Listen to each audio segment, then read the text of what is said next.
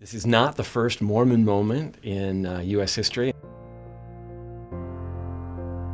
In our survey data, only about 15% of Americans actually know a Mormon. The Latter-day Saints will see this as an opportunity to creep closer into the mainstream of America. It's really been unprecedented, the level of attention from all over the world. In the 20th century, every few years, recently every decade or so, we have a Mormon moment. In fact, the term Mormon moment was coined in 2002 with the Olympics. And so historians of American culture like me find it interesting that Americans keep having to rediscover Mormons.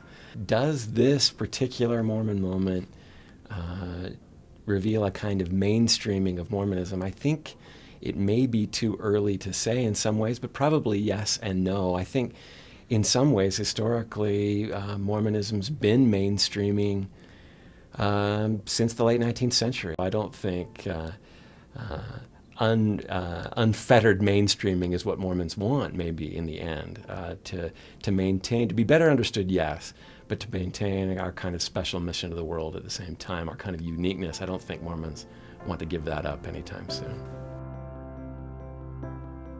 We have something in psychology and political science that we refer to as a social norm. A social norm is when there's an unwritten sort of rule against certain behavior. It's not okay to cut in line at the grocery store.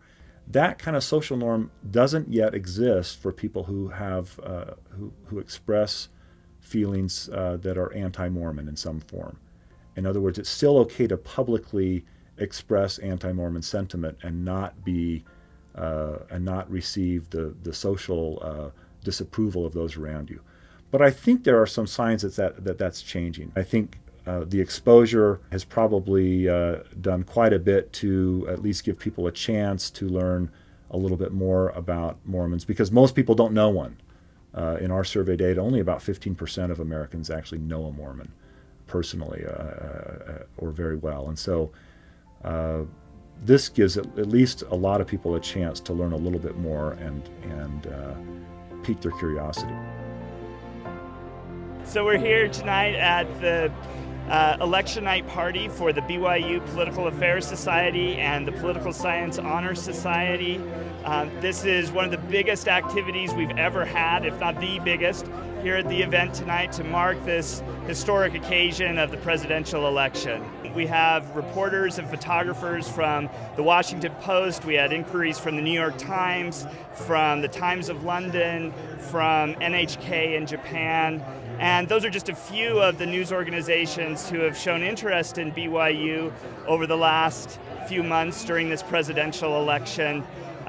It's really been unprecedented, the level of attention from all over the world centered here on BYU. I think it says a lot that an alumnus of our institution was seen as a credible representative for one of the two major political parties in the United States. I think that says something about the level of acceptance and the level of acknowledgement of BYU and the education that we provide here. Well, it's been a big year, as a lot of people know, for members of the LDS faith. And so we asked several questions on various public opinion polls to figure out what the Latter-day Saints thought. Overall, about 70% were pretty positive about candidacy of Mitt Romney. What we find is that Governor Romney is viewed by members of the LDS faith as a very positive symbol of the faith. He has the highest rating up there with Steve Young and some other popular figures in LDS culture. The Latter-day Saints will see this as an opportunity to creep closer into the mainstream of America, that they had the spotlight shone brightly on them, and people found them not quite so bizarre as they might have first assumed, and that's only good for the American dream.